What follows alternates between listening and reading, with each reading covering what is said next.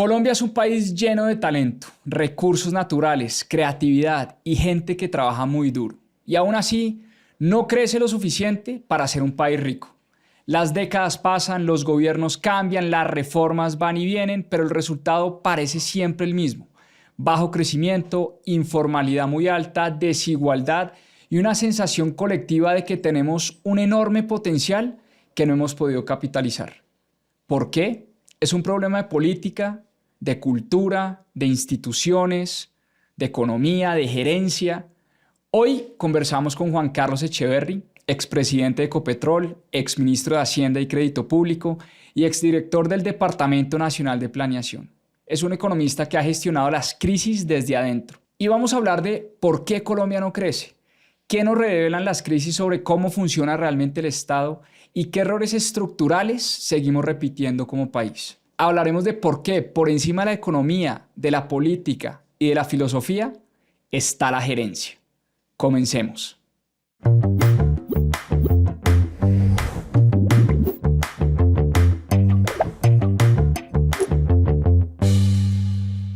Juan Carlos, bienvenido a Mis Propias Finanzas. Teníamos pendiente esta conversación. Yo la verdad estoy bien emocionado. Creo que, sin temor a equivocarme, eres una de las personas más brillantes que conozco. Además, es muy agradable conversar contigo. Entonces me estaba esperando este podcast hace mucho tiempo. Bienvenido. No, muy querido tú, muy querido por invitarme.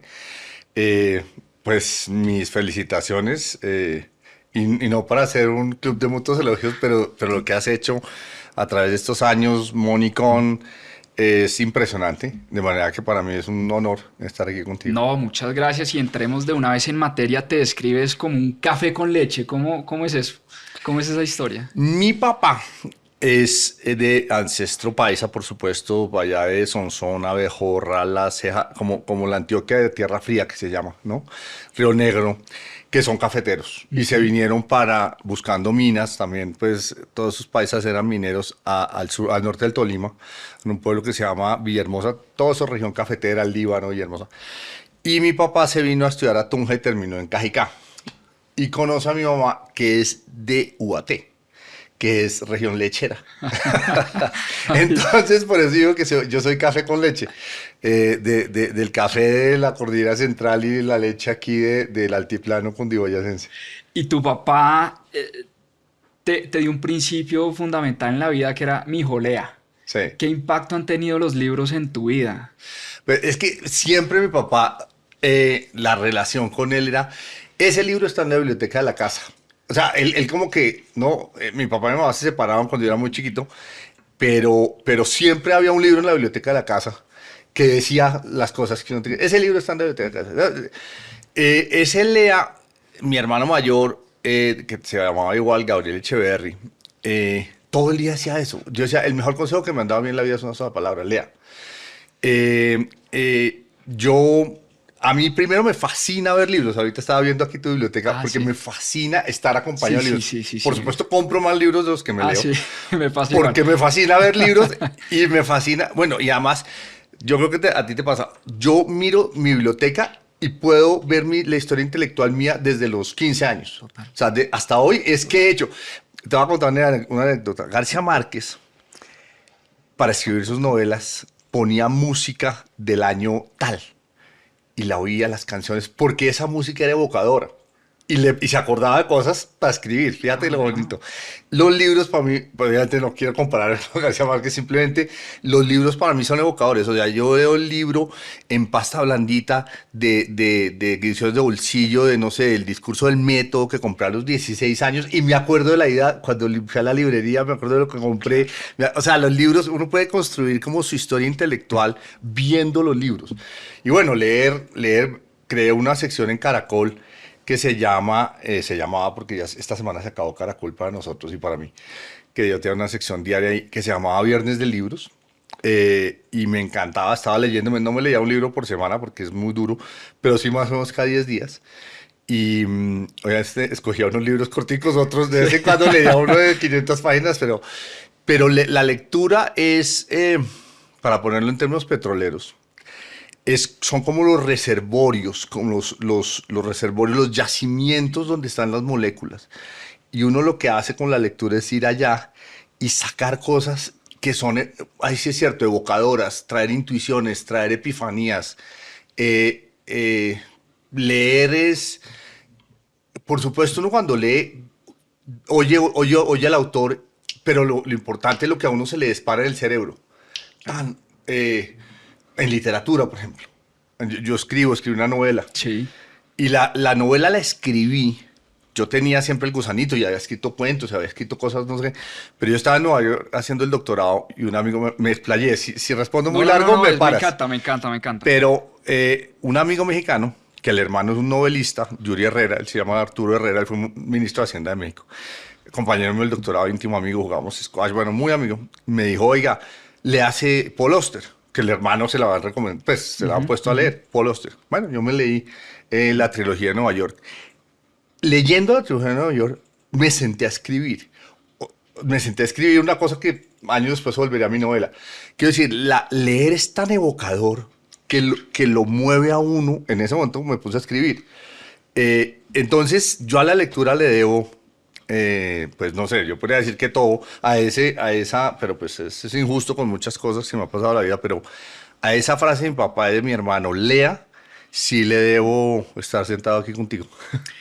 Y creciste, yo no sé si a través de los libros o por la experiencia que viviste con tu familia, pero también creciste como muy consciente y sensible de los problemas del país, y creo que fue una de las razones por las cuales también decidiste estudiar economía, entiendo yo, que era una de las formas de, oiga, yo estudio esto también para tratar de resolver muchos de los problemas que tenemos en Colombia. ¿De dónde nace esa sensibilidad por Colombia? A ver, yo estudié en el Colegio de los Maristas, que en esa época se llamaba Instituto del Carmen, que queda en Teusaquillo, en la 39 con 17. No son curas, son hermanos. Nos hacían un viernes de cada mes ir a una cosa que se llamaba Las Misiones. Íbamos a un barrio pobre, lo que en este momento es Ciudad Bolívar. Íbamos a un sitio que se llamaba Las Colinas. Y me acuerdo que siempre íbamos a Las Colinas. 11 años yo creo que tenía y nosotros llevábamos cositas y tal. Y yo me acuerdo subiendo uno, pues obviamente era todo montaña, todo muy precario, una casa hecha de cartón y de latas y de madera, una señora con un caldo, o sea, digamos las 11 de la mañana, con un caldo que era básicamente un hueso cogido de una pita, ¿no es cierto? Y no sé, ahí ha puesto algo de cebolla, algo de sal, yo creo. Y era un caldo, pues eso era todo. Y estaba la señora de 80 años y una niña como de 3. Y entonces yo le dije, señor, yo era un niño. ¿Y esto? No, pues es el almuerzo. Y entonces yo decía, ¿y el hueso? Ah, no, el hueso lo saco y sirve para mañana. El hueso duraba una semana. Y a mí esa historia, yo decía, o sea, la indefensión de ese par de personas, es una epifanía. Es una cosa bueno, esto sí es, o sea, yo hasta hoy te lo estoy contando. Claro. O sea, me quedó para toda la vida. Y ahí fue que empecé, digamos, no a los 11, pero ya aguas abajo, ya en quinto, sexto bachillerato, como se llamaba en esa época, cuando fui a decidir qué estudiar, en mi casa, en los almuerzos, que esa es, digamos, la primera mentoría que yo he tenido, los almuerzos de la casa. Siempre se hablaba de política y de todo, y economía. Claro, yo era el último de 7. Ah, claro. Siempre había gente, mis hermanos estudiaban en la Nacional, en el Rosario, en la Javeriana, en la Santo Tomás. Siempre traían gente a estudiar. Entonces los almuerzos no solo éramos todos nosotros, sino que había amigos. Sí. Y siempre se hablaba de política. Mi hermano hacía política, mi papá había hecho política. Entonces ese tema era un hervidero. Yo tenía 2 hermanos que habían estudiado economía. Economía es una disciplina difícil de entender qué es, de qué se trata. Pero yo dije, estos problemas, esta cosa, digamos, esta epifanía de niñez, un poco esta cosa de los curas que tienen que tener una actitud social, uno piensa es para algo, uno piensa para arreglar problemas, ¿no es cierto? Y los problemas en Colombia eran evidentes, a los problemas les saltan a uno. Claro. Entonces, esas 2 cosas se juntaron y esa fue un poco mi motivación para estudiar economía. Hay un economista que ando leyendo últimamente que se llama Saifedean Ammous, que fue el que escribió El patrón Bitcoin y Principios de Economía. Y bueno, muy por la línea de la economía austriaca, que dice que los economistas tienen como esta noción de que la economía o que los problemas de la sociedad se pueden resolver con fórmulas matemáticas, o sea, se creen físicos o se creen matemáticos puros, pero realmente la economía es el estudio de la ciencia humana y la ciencia humana no se puede poner en una fórmula. ¿Tú qué piensas sobre eso? Bueno, no, es que ahí sí eso es un golpe bajo. No, y por eso es que a los economistas les es como que Oh, yo quiero ser físico, pero realmente no puedo, ¿no? no, porque es que a mí yo me considero un economista austriaco. Conocí la escuela austriaca. Esta es una historia larga, te la voy a hacer corta. Yo estudié filosofía con economía, me fui a Alemania a estudiar filosofía, aprendí alemán y de pronto tuve una epifanía y dije, no, voy a alejar de la filosofía, me voy a dedicar a la economía. De hecho, muy por las ecuaciones. Sí. O sea, yo abría los journals de economía y yo no entendía nada, 3 integrales y decía, miércoles, y yo hablando carreta de filosofía.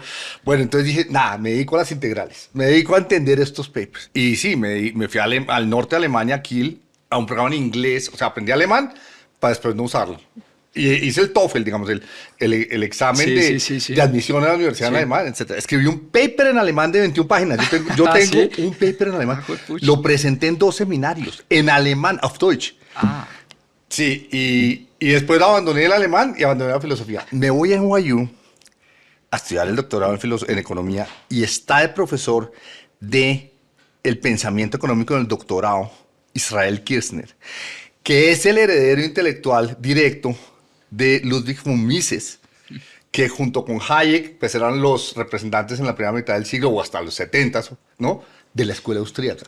Y de pronto, fíjese lo bonito de la vida, la filosofía se me mete por dentro del doctorado, claro. Dentro de las matemáticas. Claro. O sea, yo hacía álgebra todo el día. Claro. Me iba a la biblioteca, hacía álgebra 8 horas, iba a las clases, hacía álgebra todo el tiempo, porque eso es álgebra. Y de pronto la filosofía y este profesor, que era un rabino judío, una barba así, no, sombrero negro, todo negro, un tipo serísimo. Tengo las notas de clase de Kirchner y le hago un paper sobre Marx y Hayek. Esto es de los grandes orgullos que yo tengo. De hecho, nunca he contado esta historia. Y ¿Lo tienes por ahí publicado? Sí. No, sí lo publiqué. O sea, ¿hay forma de... Sí, lo publiqué. ¿Me lo puedes compartir? Sí, el tipo me pone fascinating, A+. Wow. Sí. No, pero eso fue para mí un logro, una comparación de los precios en Marx y en Hayek. Porque los precios en Marx esconden la realidad y justifican la explotación. Y los precios en Hayek son la clave de la libertad. Es exactamente lo opuesto. O sea, los precios en Hayek permiten la libertad, que es el enfoque de los austríacos, reflejan toda la información de la economía, coordinan a los individuos, o sea, sin precios no hay nada. Y los precios filosóficamente en Marx esconden la realidad de la explotación. O sea, es exactamente opuesto, es hermoso, es completamente filosófico. Entonces, yo soy, digamos, un economista austríaco y ahí sí viene el tema de las matemáticas. Hace poco escribí un artículo crítico de que la economía, la matematización nos hizo perder el foco. Yo trabajé en el Banco de la República, hice modelos matemáticos toda mi vida y es injusto porque he vivido de la econometría muchos años, he pagado la luz, el agua del teléfono y la matrícula de los niños con modelos econométricos. Entonces voy a ser injusto con lo que me ha dado para vivir y sigo haciendo en mi compañía, que es una compañía de consultoría económica, pues hacemos modelos económicos todo el tiempo. Claro. ¿Okay? Entonces, ojo, vivo de eso. Pero nosotros dejamos que las matemáticas, y esa es mi gran crítica, piensen por uno. ¿Qué quiere decir? Tú haces un modelo de 3 o 20 o 100 ecuaciones, describes la economía, que son unos promedios, punto. Eso simplemente es una forma de promediar, nada más. La econometría es una forma sofisticada de sacar promedios. Y describes lo que la economía es en promedio. Y ahí en adelante empiezas a responder todos los problemas sobre base de esos promedios. Entonces, primero, la realidad sucede justamente los promedios son una sofisticación a 10.000 pies de la realidad. En promedio Bogotá es así, pero en cada calle es diferente. O sea, a ti te roban unas calles y en otras vendes bien. Por un lado. Por otro, que es me estoy metiendo en muchas honduras, pero es que tengo No, me encanta. Por otro lado, y esta crítica es más profunda, más que la de los promedios, todos los datos con los cuales tú haces los modelos son ex post, son datos observados, son cuando la oferta y la demanda se cruzaron, son aquí. Por definición, todos los modelos matemáticos están dados por datos ex post. Y lo que importa en la economía es ex ante. Tú no sabes cómo te va a ir en Monicón. O bueno, digamos que en junio, hoy ya sabes, ¿no? Todavía tengo algo de incertidumbre. Hoy estamos, digamos, porque esto va a salir después, pero hoy estamos 2 días antes de Monicón, ¿no? ¿Cierto? Enero de 2026. En junio del 2025, que ustedes estaban planeando Monicón, ustedes no sabían cuánta gente iba a venir. Ex ante, tú no sabes cómo es la economía. Mañana todavía no se han vendido las Coca-Colas de hoy. Ex ante, yo no sé mañana cuántas Coca-Colas vendo al precio de Coca-Cola, o cuántos pasajes ya había acá, o cuántos, lo que sea. Uber no sabe mañana cuántos viajes hay. Ex ante, la economía no sabe no sabe precio y cantidad. Ex post, ya es fácil. Obvio. Entonces, fíjate la diferencia. Y la esencia de la economía es la diferencia entre ex post y ex ante. Finanzas personales, invertir. Pues ex post todo es fácil, pues uno ya sabe qué cayó y qué subió. Ex ante es que es interesante y que es difícil y que es tomar riesgos. Entonces, la esencia de la economía, bien entendida y bien enseñada, es la acción humana, es los austríacos, es cómo funciona la mente ex ante para tomar decisiones y coordinarse bien y bueno, ya todo. Ex post, que es como son los modelos econométricos, como los datos que tenemos, no es que sea mal, es todo lo que empobrecemos nuestra comprensión de la realidad. Entonces, yo sí le tengo una suspicacia grande. Los uso y los vendo, digamos, no puedo ser deshonesto intelectualmente, porque las matemáticas tienen un uso, pero hay que tenerles mucho cuidado. Mucho cuidado. Es como formar los hijos con base en un libro. El libro ya existe y el tipo que lo escribió, la señora que lo escribió, ve que ha funcionado en promedio. Pero el hijo de uno no es un promedio. El hijo de uno tiene un nombre propio y tiene una historia especial y tiene unas especificidades ex ante. Si es lo mismo, para formar mi hijo, difícilmente me sirven las cosas promedio, porque mi hijo es una realidad sofisticadísima, complicada. Y yo también, que soy el papá, soy otra realidad. Obvio. Y él y yo interactuamos de maneras sofisticadas que no entendemos del todo. Eso es la economía, cómo funciona. Y esto es la econometría. Y esto es las matemáticas. Ayúdame a resolver un problema intelectual que me está rondando en la cabeza. Hablabas de los precios. Un economista austríaco diría: los precios hay que dejarlos flotar. Ahí no hay que meterle la mano. Tú has sido economista, austriaco, filósofo, libertario si se quiere, pero también has estado en el gobierno, has sido ministro de Hacienda y entiendes también que hay momentos donde de pronto sí se necesita meterle la mano a la economía. Tal vez un austriaco diría: oiga, no, la economía no le meta la mano, porque cada vez que usted le mete la mano la embarra. En el salario mínimo, en los precios de los arriendos, los precios de la gasolina, en absolutamente todo. Cada vez que el Estado trata de meterle la mano a esa vaina, la terminas embarrando. Un keynesiano diría: no, es que el Estado debería corregir una falla del mercado. Quiero resolver ese lío intelectual que tengo en mi cabeza. Me llena de orgullo que creas que yo te lo puedo resolver. Pero si no eres tú, entonces no, ¿quién? pero mira, esa pelea que tienes tú mentalmente fue una crítica de Mises a Hayek. Mira de qué estamos hablando, ¿no? Se reúne la sociedad en Montpellerin, en Suiza, donde va Friedman y van todos los austríacos, digamos, todos los free marketers, libertarios austríacos de Estados Unidos y de Europa. Citada por quién. Bueno, ahora se me olvida, pero... Y en un momento dado están 2 días allá en un monte discutiendo. Y en un momento se para Mises, le pega una palma a la mesa y dice: todos ustedes son un bunch of socialists. Todos ustedes son una cantidad de socialistas. Porque Hayek ya había hecho la migración oiga, tu pregunta. Mira, un momentico, porque es que acabamos de salir del régimen nazi. El Estado sí tiene un papel. Pues en Estados Unidos está Franklin Delano Roosevelt con el New Deal, que pues es una cosa súper invasiva. Es más, ayer leí un artículo que hace una comparación entre Roosevelt, FDR y Trump. Y dicen que Roosevelt era más invasivo que Trump. Sí. Es que es una cosa fascinante, yo te lo mando. Me pareció fascinante, porque todo el mundo tiene a Roosevelt como: no, esa figura tutelar, ¿qué tal? Iba a poner 15 miembros de la Corte Suprema de Justicia. Fíjense los demócratas también cómo son. para poblarla de demócratas. No pudo, pero la llenó de demócratas a los 9. Eran 8 de 9, eran demócratas. No. Muy parecido a Trump. Ojo. Entonces Hayek dice, pues estoy diciendo, poniendo palabras demasiadas palabras en Hayek, pero básicamente fue, ojo, sí tenemos que aceptar un rol del Estado en ciertas circunstancias, y Mises ahí dice, esto sí no soy yo. Y se para y se va. Ah, sí. Entonces fíjate que el debate que tú tienes es un debate verdadero, que es el pragmatismo del policymaker, el pragmatismo más anglosajón, ¿sí? Que es, digamos, si en un espectro de 0 a 100 pones el más libertario y el más comunista, pues, ¿no? Stalin, y aquí, pues, Mises. Pues todos estamos en ese continuum, todos nos situamos en un puntico de ese continuum, ¿sí? Y bueno o malo, ¿dónde se te empieza a ir la mano o no? Pues es un tema personal, es un tema de las condiciones de tiempo, muy lugar. Entonces, de acuerdo, yo el otro día publiqué un trino en X diciendo justo, yo tuve una educación marxista en los Andes, súper marxista. Es más, yo sostengo que las niñas no salían con uno si uno no era bueno en Era Marx. una forma de levantar. Sí. La llamo la teoría sexual de Marx. Ah, sí.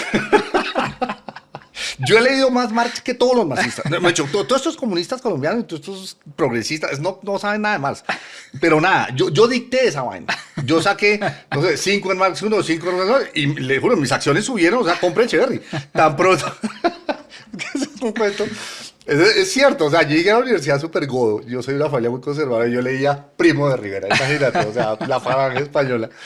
Cuando el segundo semestre yo decía miércoles, las niñas. A mí nadie me para bolas, y fiestas, y paseos, y el Neusa, y Echeverry, ¿qué? ¿Dónde voy a salir yo aquí en este paseo? Y entonces me di cuenta, Leonardo Villar, Alberto Carrasquilla, el Chiqui, todos esos tipos tan exitosos con las nenas, ¿qué están haciendo que yo no estoy haciendo? Leyendo a Marx. Todos con el el capital de Marx. Y dije, hermano, Primo de Rivera, subrayar, monitor de economía política 1, que era Marx 1, monitor de economía política 1, y ahí sí, o sea, aparte de mamar gallo, yo para dónde iba, porque es que me metí a este cuento y ya se me chispoteó. Entonces, en ese continuum entre completo, digamos, intervencionismo, uno se sitúa y cuando uno es policymaker, cuando uno está el ministro de Hacienda, ya sé, sí, yo puse este trino en que decía la escuela austríaca, es la versión más sana y más honesta y más acertada de la economía. Y alguien me dijo lo que tú me dices. Bueno, pues usted cuando estaba ministro no fue muy austríaco. Y claro, cuando usted está ministro, uno está en un carro Fórmula 1 cogiendo curvas a 350 kilómetros por hora. Usted ya está en un laberinto o una pista hecha por abogados, que se llama Constitución, Ley, Decreto, Regulación, ¿sí? Usted maneja en esa pista.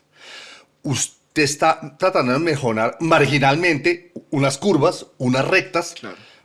El diseño de los carros, usted está haciendo regulación para que todo ese sistema que se llama economía funcione mejor.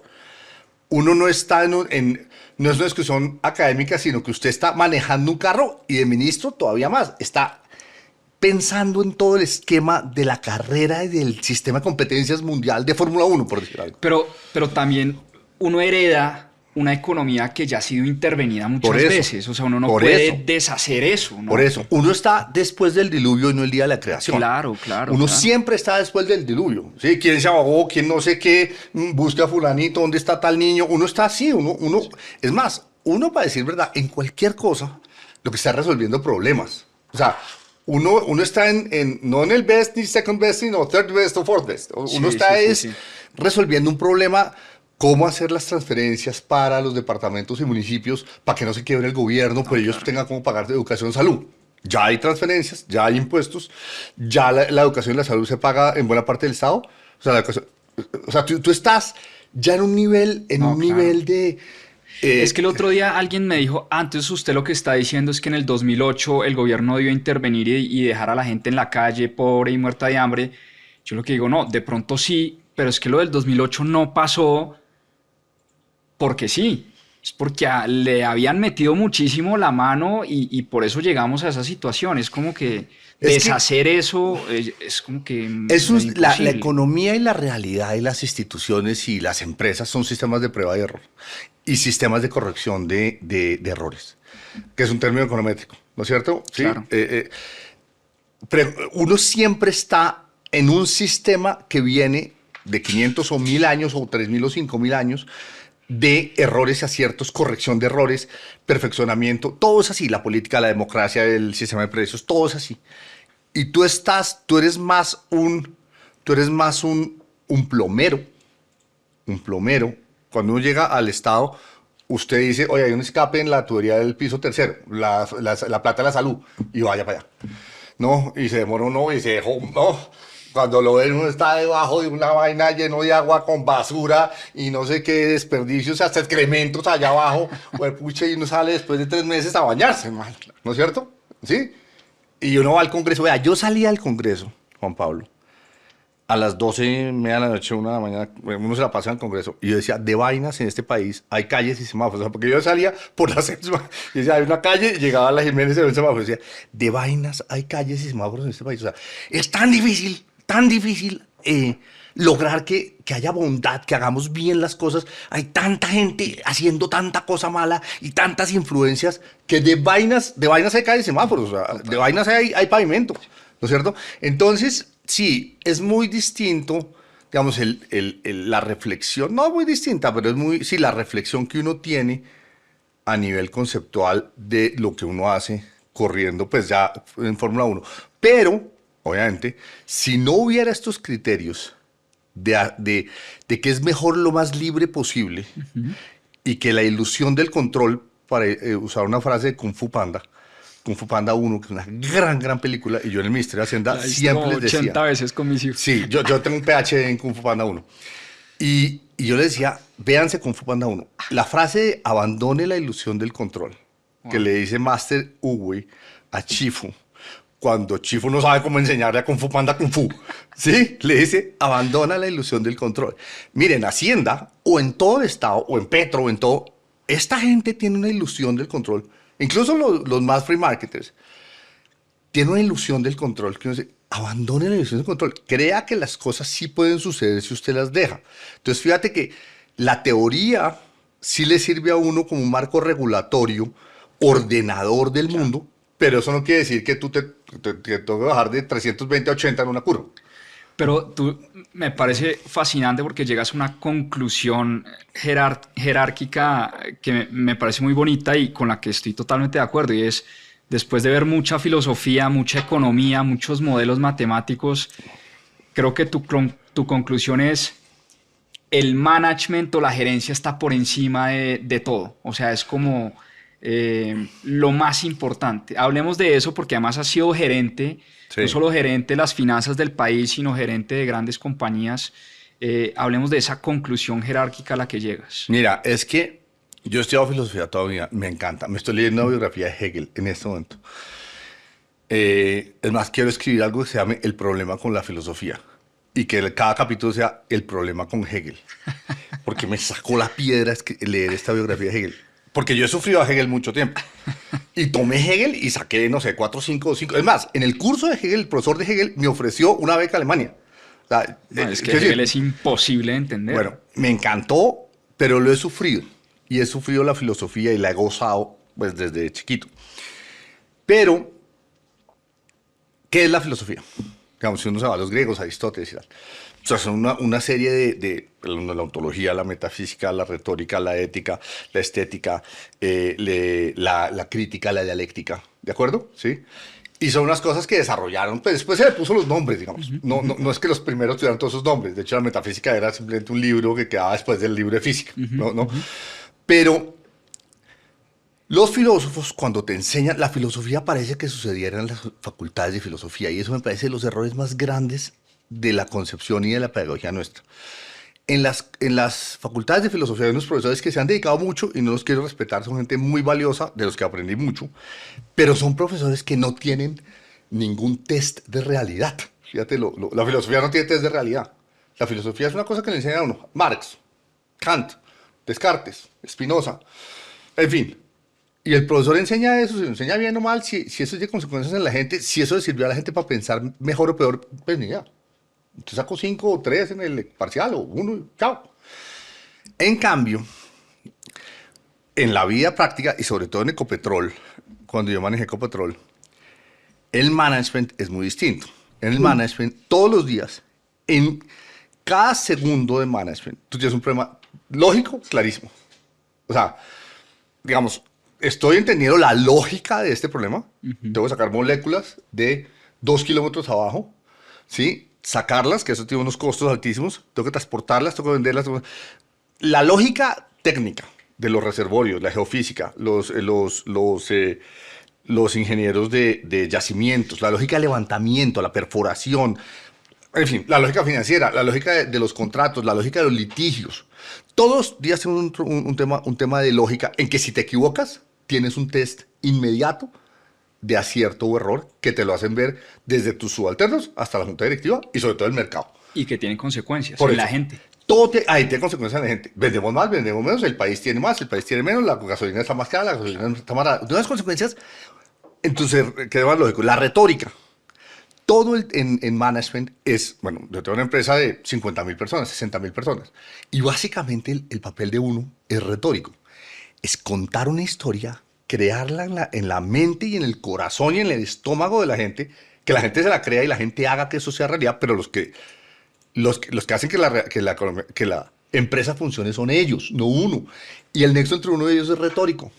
Yo te cuento una historia que sí, dice el programa, la estrategia que diseñó BCG, que me dijo la Junta, pero yo eso tengo que volver unos mensajes concretos para que usted me crea y sobre todo, y si usted no me cree, nos pegamos. Pues Eso está espectacular. ¿Cuál era la historia que tú le contabas a tu gente en Ecopetrol? Es que es muy bueno porque BCG, que hizo un muy buen trabajo, me dieron a mí 600, un tacho de 600 láminas, fueron a Washington, yo vivía en Washington, fueron, me las enseñaron 3 días y dije, listo, esto es lo que hay que hacer, la Junta dice que esto es lo que hay que hacer, listo. Bueno, a mí me toca manejar el carro, digamos. Sí, a mí dijo, listo, ¿no? Esta es la instrucción para las carreras, para todo, porque yo, ¿no?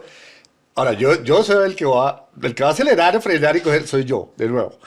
Entonces yo llego y digo, que es el tema retórico, yo en el carro en Washington me acuerdo diciendo miércoles, yo no soy administrador de empresas, no soy gerente, nunca he gerenciado una empresa, pues soy ministro y pues, ¿no? Pero no una empresa que tenga el test de mercado todos los días. El ministerio te cobra los impuestos. Bueno. Y sobre todo, si la gente no me cree, si la primera vez que me ven a mí, yo no logro que la gente diga miércoles, este tipo viene a algo, lo va a hacer y esto nos va a salvar. Si no logro ese impacto en el primer contacto visual, esta vaina, ahí mismo me van a... Como cuando uno dicta clase. Claro. Cuando uno dicta clase, los primeros 3 minutos son claves, Juan Pablo. Los alumnos, cuando en el timbre de voz, en lo primero que dice, en el mensaje, en meterse a la gente por el sistema nervioso central, por aquí, que la gente dice, esta clase va a pasar algo, aquí vamos a aprender alguna vez. Y yo dije, es una empresa llena de problemas de corrupción. Todo eso es retórica, fíjate, claro. Llena de problemas de corrupción. Por lo menos decían, yo no sé, como ahora dicen igual. Yo dije, si yo no impongo la integridad como un principio fundamental y no se explicó bien a la gente qué es integridad, que no solo es honradez, no solo es ser honesto, ser íntegro. Entonces, toma, monté el cuento de integridad. Segundo, los colombianos no colaboramos. Y pues yo no puedo competir con BP y con Shell y con Chevron y con Oxy, con unas empresas de unos sistemas y unos procesos de colaboración con la filosofía colombiana de que aquí cada cual es un silo. La empresa estaba llena de silos. De segundo, colaboración. Y tercero, creatividad. Es, hermano, aquí estamos resolviendo problemas. Y enseñar a la gente a querer los problemas, ¿no? El problema no es una objeción de tu trabajo, el problema es tu trabajo, el problema es tu vida. Si no hay problemas, no nos pagan el sueldo.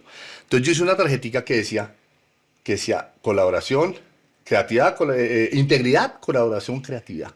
¿No? Y lo que me dediqué el primer mes fue a entregar esa tarjeta en la mano a todo el mundo. Pues todo el mundo fueron 1.000 personas y a las otras 5.000 le mandé la tarjeta y hicimos un streaming. Pero digamos, a toda la compañía es esto lo que vamos a hacer. Fíjese, yo no hablé de barriles, los barriles los saca, la gente sabe sacar barriles, ese no es el problema. La plata no la estamos perdiendo porque ustedes sean malos ingenieros.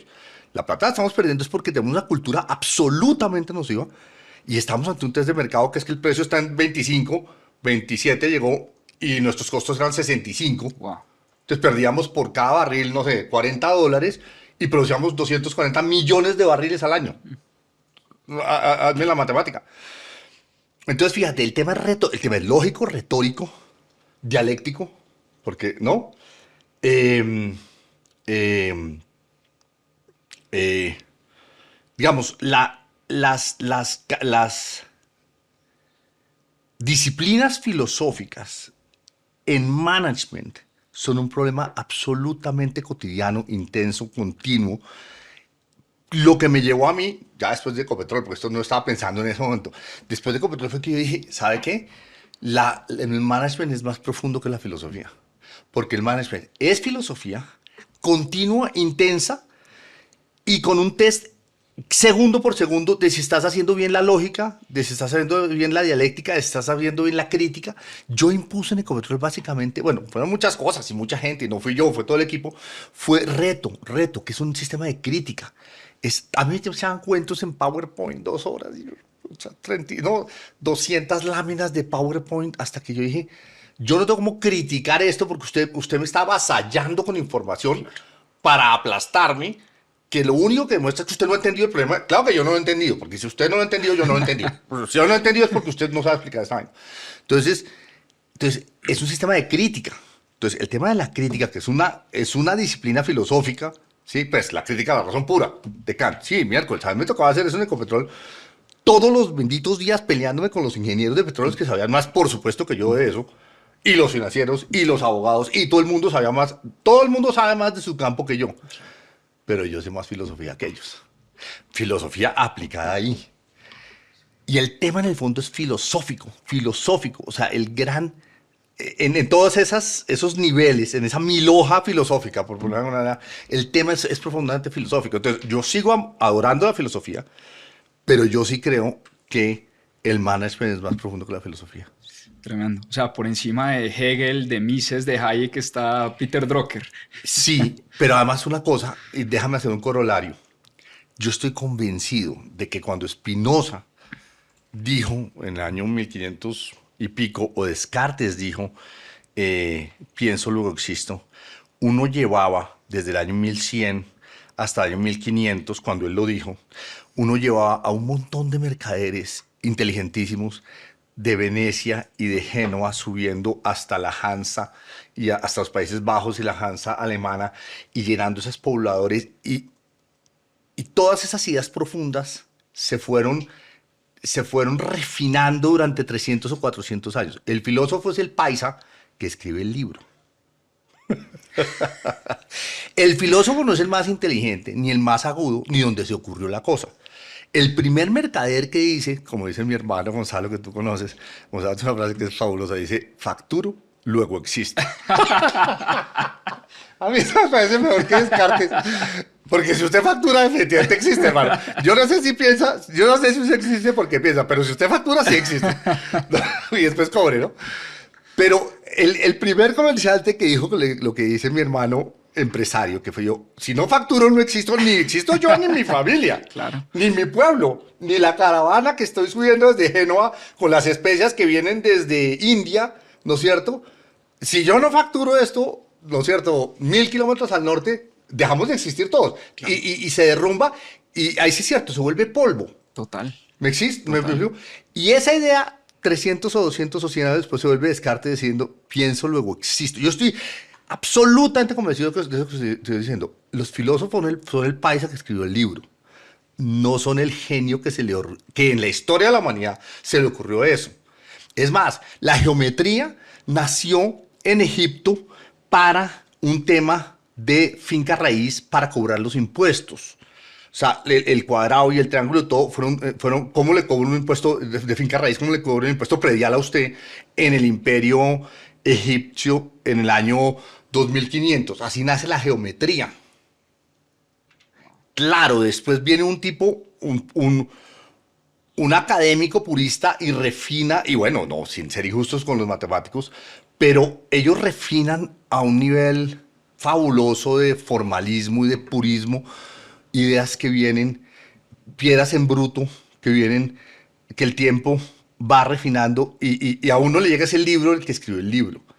a uno no le... Bueno, ahora, cada hora se cuentan muchas más historias mucho más bonitas sobre cómo surgió. Pero, por ejemplo, los griegos. Yo estoy seguro que entre los fenicios y los griegos, entre el año 3000, entre el año 3000 y el año 500 en el Mediterráneo, el otro día pasamos vacaciones en Italia. Y yo estaba leyendo un libro, que fue fabuloso porque estaba leyendo un libro sobre contaban de Parménides, y yo estaba, Parménides era Parménides de Elea, y yo estaba a 20 kilómetros de Elea. Yo me puse a mirar dónde queda Elea ¿Dónde queda en Madrid? el mundo antiguo, miércoles, y quedaba a 20 kilómetros donde estoy. Con Parménides empieza la metafísica. ¿No? No, lo que es. Una típica frase filosófica que uno no sabe si es buena o mala, pero si es profunda o no, pero escucha, la dijo. ¿No es cierto? Que después Platón ataca a Parménides. Pero el punto es que Parménides estaba ahí y yo me volteo y veo el mar Mediterráneo y dije, no, hermano, yo tuve la epifanía, fue ahí. Y dije, claro, aquí hay un montón de tipos libres, por primera vez libres en el Mediterráneo, intercambiando y trayendo barcos desde Grecia, desde Asia Menor, desde Egipto, desde Cartago, desde España. Esto es un hervidero de gente inteligente que descubre la inteligencia, que descubre la libertad, que descubre la libertad de pensamiento, que descubre que lo que piensa él es lo que vale, porque un tipo libre que está en un barco, ¿qué le va a decir que...? Y un chino ahí que aprende como Parménides allá en Elea y dice, pucha, ¿no? Se eleva sobre su papá y su abuelo y su que era, ¿no? Y dice cosas, pero esas ideas se van refinando hasta él. Entonces, cierro también, nos hemos puesto a hablar de filosofía tú y yo, pero el punto es que las ideas filosóficas de los filósofos no son de ellos ni nacieron en la mente brillante del muchacho. Claro, claro. Se refinó con mucha economía donde estudió la filosofía. Entonces, por eso incluso los negocios son más profundos que la filosofía. Wow. Y eso lo escribí en ese chat también, en ese trino. Dije, las ideas de Platón y Aristóteles llevaban seguramente 2000 años o 1000 años entre los mercaderes griegos del Mediterráneo. Esa libertad no nació en Atenas ese día, ni la democracia Total, nació ese día. total. ¿Sí? Entonces, ojo, porque la economía y los business y los negocios son más profundos que la filosofía. Lo que pasa es que los filósofos, Serrat tiene una frase muy bonita, una canción que dice, cuando nace una flor, al olor de la flor, se le olvida la flor. ¿Sí? Entonces, la flor es la economía y los negocios y gente libre pensando. Y la filosofía es ese olor de la flor. Y luego al olor de la flor se le olvida, ¿no? Sí, Se le olvidó el papá. Mi papá era un pendejo. Sí, sí, claro. Juan Carlos, hablemos de Colombia, que es una de tus grandes pasiones. Y bueno, la primera pregunta es, ¿en qué momento te da la locura de querer ser presidente de este país? La verdad, yo le he huido mucho a la política. Desde chiquito, a los 16 años, mi papá sufrió mucho por la política. Mi papá perdió la curul en el Senado por 50 votos, Wow. que alguien le sonsacó. Le pagaron al tipo que tenía que llevar unas cajas de votos Ah, sí. a un pueblo, sí, donde tenía 2 o 3 mil votos, no los llevó y no aparecieron 2 votos, como en la política. Mi hermano hizo política, entonces yo le tenía, y pues imagínate esto, cuando uno nace, yo tenía, no sé, 6 o 8 años, en el 62, eso fue en el 80, en el 70, o sea, a los 8 años tuve el peso del fracaso, un fracaso político, un fracaso en un sueño, porque Claro, ¿no? claro. Y después mi hermano fue concejal a los 24 años y a los 26, una promesa política, etcétera, y también fue una historia muy dura. Y dije, no, esto no es por aquí. Esto no es por aquí ni así. O sea, si uno no tiene los recursos para estar ahí, los recursos, los hígados, eh, la sagacidad, como esa especie de... En la política hay mucha maldad y hay mucha... En todo, no solo en la política, pero entonces yo dije, no, eso no es para mí, o sea, yo no me veía en eso. Entonces nunca, desde los 16 años, bueno, hice mi carrera y fui un técnico, ¿no es cierto? Entonces hacer el doctorado y toda esta cosa que hemos hablado. Y cuando salgo de Ecopetrol, me voy a vivir por fuera. Yo estuve en el gobierno Santos entre 2010 y 2012, después yo me alejé filosóficamente del gobierno. Volví a Ecopetrol porque me parecía un reto muy interesante y porque quería un poco hacer eso como sacar a Ecopetrol de la crisis, pero me alejé del gobierno y desde esa época estoy muy preocupado y veo una falta de claridad y una falta de gestión. Yo lo que aprendí fue gestión. De gerencia. El poder que eso tiene, el poder de la gerencia, de traer gente buena, ponerla a transformar una situación absolutamente compleja, ¿no es cierto? Pero absolutamente compleja, y en menos de 2 años, el poder, la potencia que tiene la gestión, ¿no? Yo dije, pucha, esto es increíble, yo no sabía que eso era así. Claro. ¿Me entiendes? Cuando digo, mira, si uno puede hacer lo que hicimos en Ecopetrol, que era suficientemente difícil, si uno puede soñar, ¿no? Digo, soñar que algo así, o una fracción de eso se pase en el país, mira, que este país no lo para nadie. De verdad, o sea, porque Ecopetrol, mira, pues nosotros cogimos una empresa que producía $65 por barril, la pusimos a $35 por barril en año y medio, Juan Pablo. Imagínate esa vaina. Renegociamos 4.000 contratos, en fin, lo que hicieron, pues que lo narro en el libro Salvar Ecopetrol. Entonces yo ahí empiezo a soñar en la potencia del management, una buena actitud filosófica, transformar a la gente, porque en el fondo todo es transformar a la gente filosóficamente. Yo les decía en Ecopetrol que yo les hacía masajeo filosófico. Yo me los llevaba de 100 en 100 a puestos en la costa, de, digamos, no, locaciones cerca donde Ecopetrol, en Coveñas, donde Ecopetrol tiene, y me los llevaba 4 días a 700 personas, todas las directivas, y me dedicaba a hacerles masajeo filosófico, a transformar la gente, porque Ecopetrol sucedía en ellos, en los puestos de ellos, claro, no en la gerencia ni en la presidencia. Si yo no los transformaba a ellos, no transformaba la empresa. Y si los transformaba a ellos, no había límite para lo que podía lograr la empresa. Una cosa es el PowerPoint, pero cada uno en su Fórmula 1 es el que gana, claro. Sabe coger curvas o no sabe, y eso es una transformación espiritual. En fin. La coalición crítica de Alejandro Salazar. Exacto. Y entonces, y eso que yo no conocía a Alejandro en ese momento, ni su filosofía de estrategia emergente, que me fascina. Después él me regaló el libro, hicimos un podcast y tenemos unas coincidencias, somos muy amigos. Y pues, nos sentamos a echar paja y eso es como un hervidero. Yo no me imagino. Porque no, esa es una conversación que siempre termina en otro sitio. Yo quisiera que me invitaran ahí cuando tengan una buenísimo, tertulia. Buenísimo. El punto es que yo sí empecé a soñar, y pues con la gente con la que hicimos las cosas, María Fernanda Suárez, otra gente, si lográbamos hacer algo así en el país sería una locura. Obviamente, entre ese sueño y la realidad están las elecciones. Entonces llegó 2018, ahí sí, por la positiva era eso y por la negativa es, miércoles, vamos para Petro. A mí me parece que Duque fue una equivocación garrafal. Y Duque llevó a Petro. Mi esposa lo decía. Elegimos a Duque y el siguiente presidente es Petro. Lo dijo desde el año 16. O sea, Verónica, mi esposa, que es muy aguda y muy intuitiva, dijo, esto va para Petro, ¿no es cierto?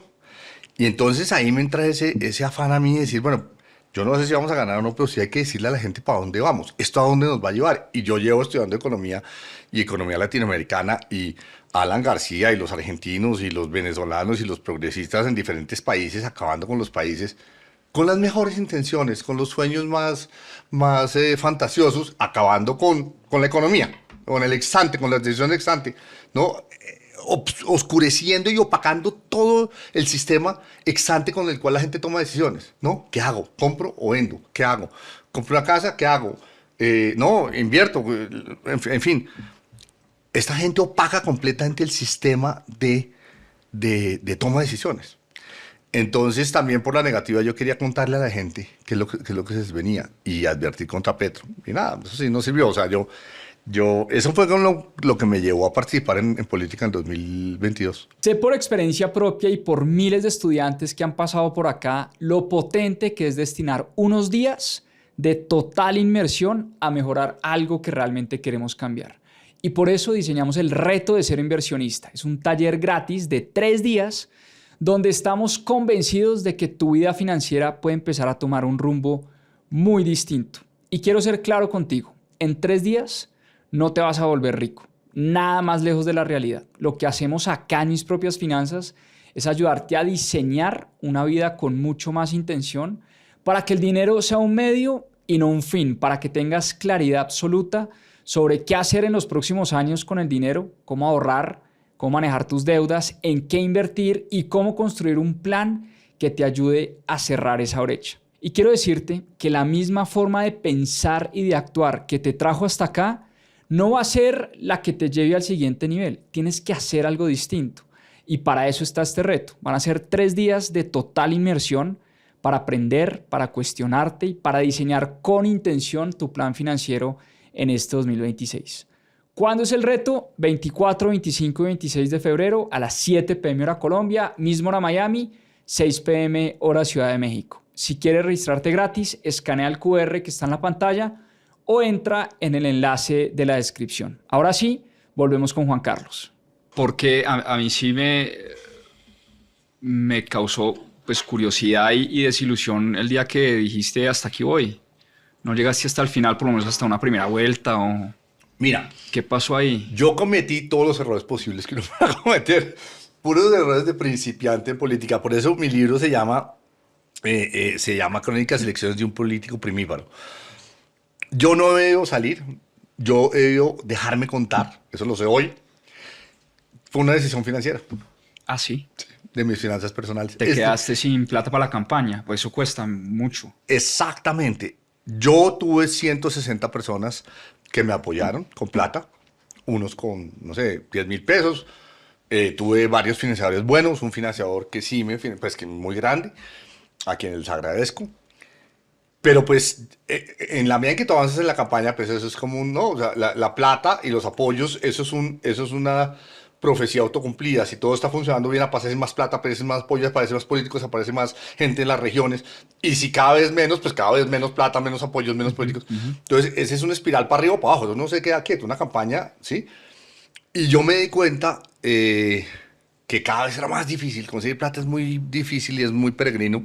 Y cada vez era más difícil. Y cuando llegamos a los pueblos, pues no había 200 personas esperándonos, ¿no? Había 35, ¿no?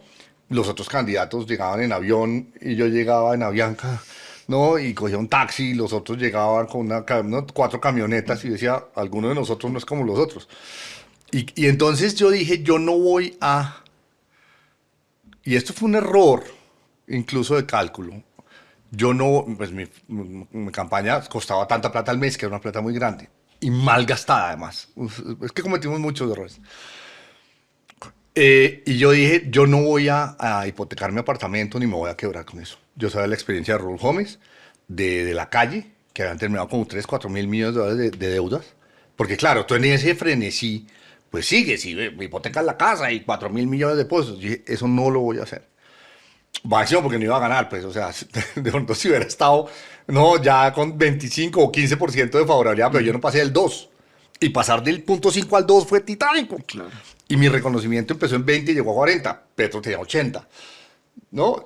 Nosotros no éramos competitivos, pero en un momento dado yo le dije, miramos las finanzas y yo les dije, ¿cuándo se nos acaba la plata?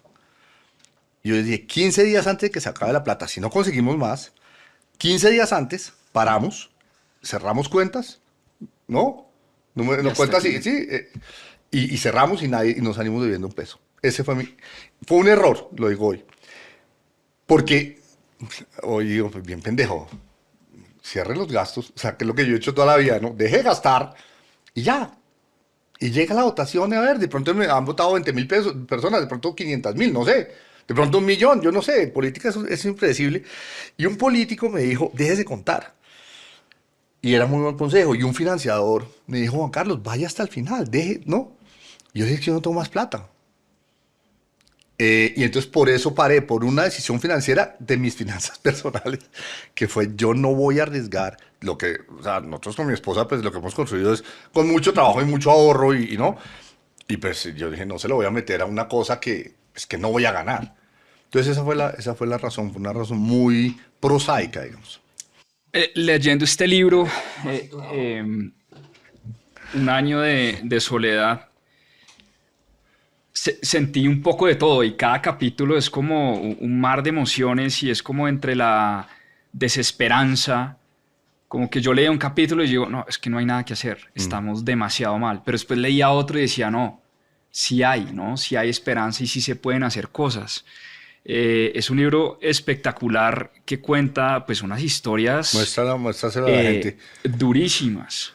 Un año de soledad. Un año de soledad y, por ejemplo, la historia del pelado que conocía el crimen, Sí. cómo funciona el crimen en Medellín. un pelado de la comuna de Medellín, pero que conocía perfectamente cómo funcionaba el crimen Sí. en Bogotá, en Cali, Sí. en Venezuela. Y yo digo, fue pucho, uno definitivamente sí vive en una burbuja que Sí. no conoce. ¿Cómo fue en ese año, Juan Carlos, recorrer ese país que yo por lo menos no conozco? Me di cuenta que no conozco Colombia. Mira, bueno, 100%, palabra por palabra, suscribo la experiencia. Con lo que falta ahí es la emoción que uno tiene cuando se encuentra con la gente. Primero, la gente, ¿por qué va a reunirse con uno? Porque hay 20 o 50 o 100 personas oyéndolo a uno echar una carreta. Por desesperanza y esperanza. La gente dice, oh, otro tipo que viene a echar un cuento. Pero bueno, dice, bueno, alguno de estos va a ganar. Y la gente sabe, y me lo decían a mí, usted se va a olvidar de nosotros. O tú te vas a acordar de nosotros, me dijeron a mí cerca de Cartagena, en un barrio. Tú te vas a acordar de nosotros cuando estés en la presidencia. Y le dije, por supuesto que no. O sea, cuando esté en la presidencia, príncipe, yo voy a estar en un tren que va a 1000. Yo estoy con usted aquí hoy. Hoy estoy con usted. Hoy no me tengo que acordar. Hoy estoy. Entonces, hoy resolvamos su problema. Usted me dice que necesita en esta playa una página web. Hagámoslo ya. Aquí hay 4 chinos, y así fue. 4 chinos de 24 años que pueden hacer esa página web en un día. Entonces, si usted espera que yo le resuelva el problema dentro de un año, cuando esté en la presidencia, que le diga al ministro de Desarrollo que vaya a esta playa en Cartagena donde yo estuve en campaña, pues esa es una ilusión vana. Así no se hacen las cosas y yo no estoy proponiendo eso. Yo, por supuesto, ¿cómo me voy a olvidar de usted? Hoy no, hoy estoy aquí, hoy resolvamos este problema. Así es que hay que hacer esto. Yo lo único que le voy a decir, y eso lo aprendí al alcalde Char, es que yo no voy a gobernar en Bogotá. El alcalde Char un día me dijo una cosa que me encantó, me dijo, yo fui 2 veces a mi oficina. El primer día que me posesioné, una vez que fue el embajador gringo que da que estar en la oficina. Si usted busca al alcalde Char, toca ir a la calle tal donde estamos pavimentando no sé qué, y tal, o al centro de salud donde estoy. Yo nunca estoy en mi oficina y yo creo que así es que se gobierna. Yo sí, probablemente no me voy a acordar de ese pescador porque el tema de ese pescador lo íbamos a resolver ese día. Y todos los días iba a estar, los 1460 días creo que es que hay, iba a estar en el terreno resolviendo problemas, que es donde están los problemas y donde están las realidades. Entonces, ese recorrido fue eso. Por ejemplo, darme cuenta que lo que le importa. Hace poco alguien me preguntó, Robbie Fry, ¿cuál es el sueño de Colombia? Yo le dije, el sueño de Estados Unidos el sueño americano es que usted vive mejor que sus papás. El sueño de Colombia es como los hijos viven mejor que nosotros. Lo que pasa es que no lo hemos planteado así, los gringos sí. Si uno va a a los barrios y a las ciudades y a los pueblos de Colombia, el sueño de los papás es que los hijos no se los coja la droga por las tardes jugando fútbol. Ese es el sueño, ahí está el sueño de Colombia. ¿Qué tiene que hacer un presidente? Darle algo que sea a los niños. Si un presidente coge a 9 millones de niños y los pone a hacer algo todas las tardes, le soluciona el problema más grande de los papás y los papás se pueden dedicar a trabajar y a emplearse bien, a entrenarse mejor y a hacer un mejor país. Y ese sistema con los niños desarrolla una identificación de talento y desarrolla un talento, ¿sí? Y entonces Colombia tiene futuro. Eso lo descubrí yo en Neiva. En Neiva dije, pucha, hemos entendido mal. El presidente presidencia mal, los ministros ministerian mal, el gobierno gobierna mal, porque todo el mundo gobierna en Bogotá. La bogotanización de este país está asfixiando a este país por falta de oxígeno. El país sucede en el país, en Santa Marta, en Túquerres y en Neiva, y todos nosotros tenemos que estar administrando esto distinto. Entonces, mi epifanía, Juan Pablo, fue esa. Yo tenía los datos, pues llevo 40 años en esto, más, 45 años en esto. Yo tenía los datos, yo tenía los diagnósticos económicos, Fedesarrollo, el Banco de la República, Planeación Nacional, todo eso lo tengo, me lo he pasado toda la vida en Bogotá. El doctorado, las matemáticas, la econometría, todo eso lo tengo. El país sucede distinto y el nexo entre uno y lo otro es lo que aprendí en Ecopetrol, es la gestión. Es la gestión, es bajarse al terreno a que las cosas sucedan en el terreno, ¿sí? Y eso se puede hacer, se llama gestión. La filosofía ya la tenemos clara. Sí, eso lo tenemos claro. Lo que no tenemos claro es cuál es el problema verdadero que hay que solucionar. Y es los niños por la tarde. Los niños, porque los niños durante el día están en el colegio, ¿sí o no? Los niños por la tarde es cuando están expuestos a la droga, al crimen, a que se le pierdan. ¿Tú cuántos niños tienes? 3 nomás. Yo tengo 3 también. Si se te pierde un niño, uno es tan feliz como el niño, como el hijo más triste, ¿o no? Es la frase. Total. ¿Sí? Si a ti se te pierde un hijo en las drogas, ese hogar ya no existe, ¿no es cierto? Entonces, ¿qué hacemos nosotros aquí? El sistema de salud es malo, el sistema de salud es bueno, el sistema de educación es malo, el sistema de protección váyase allá, a lo Alex Char.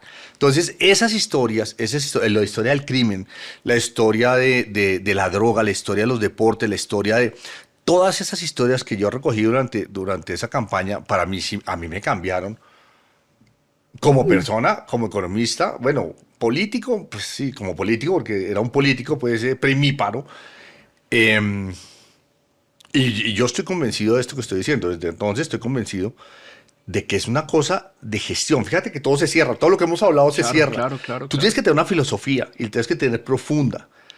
Pero una vez vas a aplicar eso en la realidad te dice qué es lo que hay que hacer, ¿no?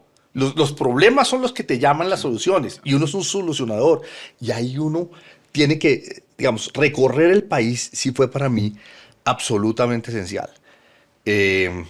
Y bueno, yo no abandono, para serte sincero, yo no abandono la pretensión, de pronto vuelvo a hacer una campaña política, no te digo que no. Esa vez no era. Estoy viendo en México, mi hijo acaba de entrar a la universidad, mi otro hijo está entrando a la universidad en 6 meses, en fin, no, ni financiera, ni personal, ni familiarmente era el momento. Pero ese tema, yo sí creo que tengo algo para decir distinto a lo que se está diciendo y algo para hacer distinto a lo que se está haciendo. Lo que se está haciendo es completamente tonto. Lo que te estoy entendiendo es que Colombia es un buen gerente o una buena gerente que realmente solucione los problemas de la gente, porque estamos sobrediagnosticados, la verdad. Sí, totalmente un enfoque de gestión, un enfoque gerencial, un enfoque descentralizado. Descentralización. No, sí, ese gerente no es en el sentido del CEO omnisciente con el plan, ya en política ya implica bajarte allá y resolver los problemas allá. El diseño funciona. Nosotros hicimos un programa que se llamaba Supérate, que tenía la meta de llegar a poner a 9 millones de niños a hacer deporte y todo con base en concursos.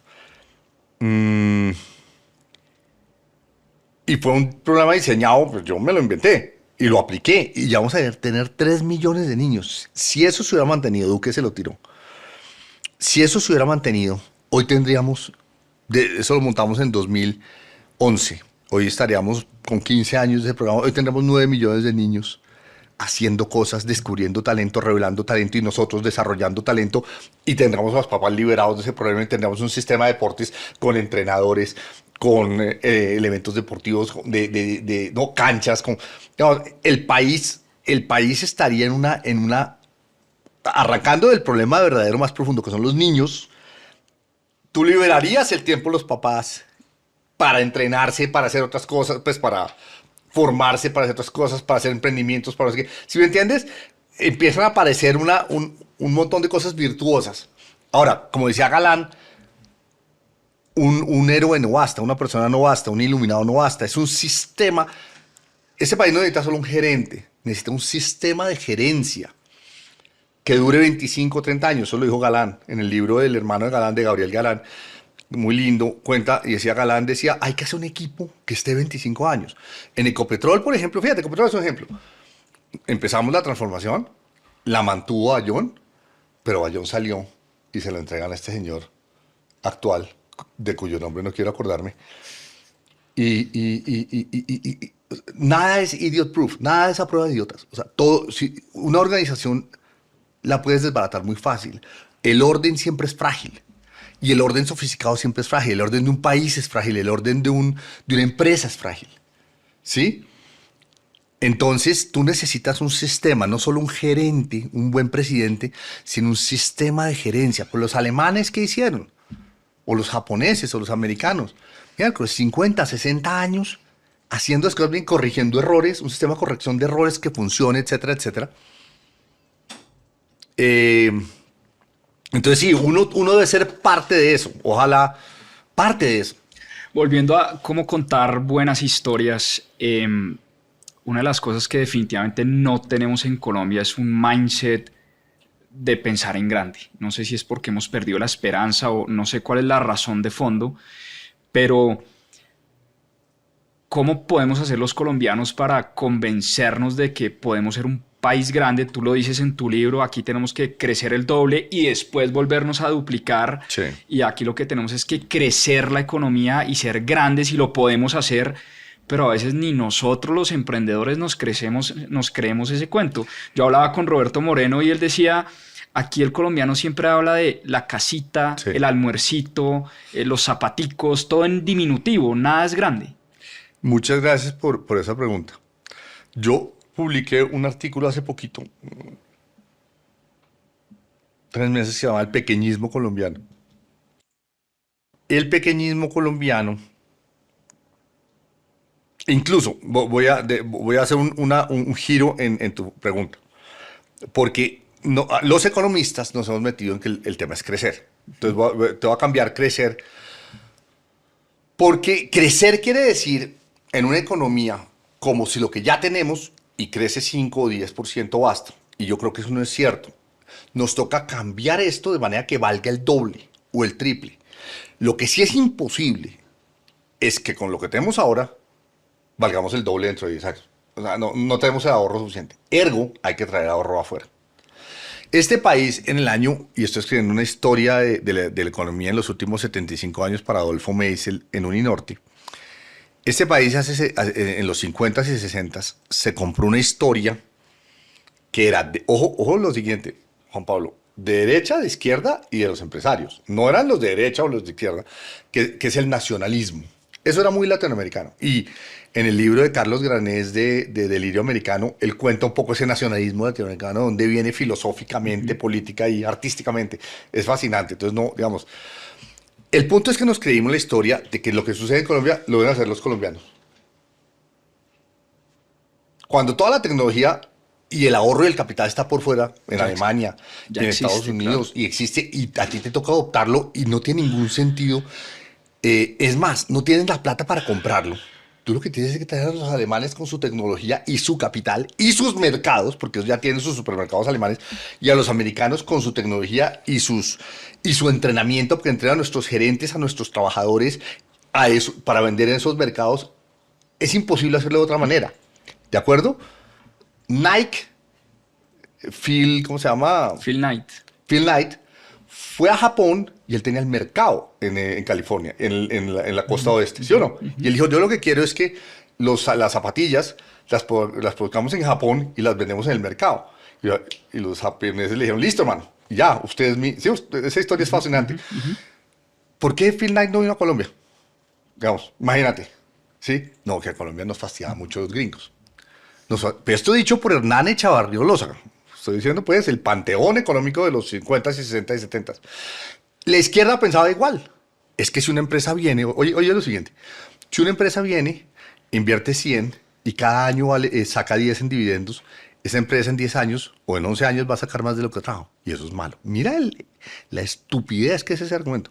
Para que una empresa saque 10, tiene que crear 100 cada año. 60 o 70 en salarios, ¿no? 50, 20 o 30 en remunerar el capital y 10 de utilidades que manda para afuera. ¿Sí? No, dije mal. Digamos, 90 en todos los costos, ¿sí? Y 10 para remunerar el capital que se manda para afuera. Pero creó 100 cada año, creó 100. No es que trajo 100 y se llevó 100. Trajo 100, creó 1000. Claro. 1000 que son PIB de Colombia, claro. Y se llevó 100. Claro. Bueno, esas son las cuentas de la izquierda. Así puestas está, ¿no? La Escuela Independentista Latinoamericana, ¿no es cierto? Y la derecha decía, Laureano Gómez, decía, no, es que si vienen de extranjero, hay un problema de pérdida de soberanía. Y los empresarios también. Entonces, decidimos hace 60 o 70 años ser chiquitos. Nos convenía. Y sabes... Cerrarnos al mundo. ¿Y sabes qué decía? No, ese esquema de los asiáticos, de Corea, Singapur, no sé qué, es porque son entrepots de unas inversiones ahí, no, son unos sitios ahí pequeñitos de inversiones, pero nosotros no queremos ser así. Y no queremos ser como los anglos, Canadá, Australia y Sudáfrica, que son sitios mineros que ninguno de esos dos desarrollos son lo que queremos. Necesitamos que el desarrollo sea nuestro, físicamente nuestro, que la propiedad sea colombiana, ¿sí? Para nosotros, ordenado por nosotros. 70 años después, eso es Colombia y eso es América Latina. Entonces, el pequeñismo nuestro viene de un esquema, de un cerradurismo y de un celo nacionalista malentendido. Y cuando tú ves a un señor vendiendo maní azucarado en la autopista y sabes que hay casi 10 millones de personas en la informalidad, ¿qué es eso? Eso para mí es paciencia encarnada. Es una persona que dice, yo sigo aquí, aguantando sol o lluvia, esperando a ver si todos ustedes, no, con paciencia, si a ustedes se les ocurre cómo hacer de esto más grande, no solo crecer la economía actual, ahí viene, sino hacer de esto más grande, a ver si yo me entreno y tengo un puesto en la Microsoft colombiana o qué sé yo. Entonces, nosotros por diseño, Juan Pablo, hemos empequeñecido a este país. Los empresarios, los políticos, los economistas, el nacionalismo, la CEPAL, los independentistas, la izquierda, la derecha, todo el mundo. Esto es una conspiración de todos contra el país. Entonces, cuando uno en la campaña iba a ver esto por todo el país, estas casas, es el barrio más pobre de Cartagena, que se llama Lolaya Herrera, que queda en la Ciénaga de la María. ¿Qué es eso? Eso es la gente haciendo su propia casa sobre el mar. Yo entendí la canción La Casa en el Aire ahí. Y dije, estos son casas en el aire. Yo voy a hacer una casa en el aire. Sí. Son casas en el aire. Y tengo una entrevista con el que está haciendo la última casa. Fabulosa. Esa persona debía estar, miércoles, con sus hijos haciendo deporte y estudiando matemáticas, inglés, y él entrenándose para trabajar en Oracle, en una operación de 10.000 o 15.000 personas de Oracle, que es una de las 550 operaciones que hay, que han llegado en los últimos 20 años y que hacen que se bla, bla, bla. Que fue lo que hizo Corea, que fue lo que hizo esa cantidad de países que no nos gustaban, ¿no? Porque los latinoamericanos y los colombianos somos más creativos y más nacionalistas que el resto. Entonces ahí ¿Cómo se cambia ese chip? Pues así. Tú lo estás haciendo todos los días. Yo creo que una sociedad es lo que uno enseña. Yo creo que todo es pedagogía. Yo estudié en Alemania, estudié en España, estudié en Estados Unidos, vivo en México. Y yo estoy convencido que todo es pedagogía. O sea, los alemanes son Lutero. Pues son más que Lutero, porque pues, Lutero es, de acuerdo con todo lo que hemos hablado hoy, Lutero viene de una actitud de... ¿sí? Fue el que escribió. De la Hansa, ¿sí? Y él fue el cura Pilo, ¿sí? Riguroso que escribió las tesis. Exacto, sí, que se puso a decir, no, espera un momentico, sí, el purgatorio no está en la Biblia. Nadie habla del purgatorio. No sé si tenemos tiempo, te cuento la historia. No, es que no quiero dejar de preguntarte por el saco, el sistema Echeverry. ¿A qué andas dedicado en este momento? Bueno, pedagogía. Entonces, ¿cómo hacer eso? Es con pedagogía. ¿Qué hizo Petro? Pedagogía. ¿Qué sigue haciendo? Pedagogía.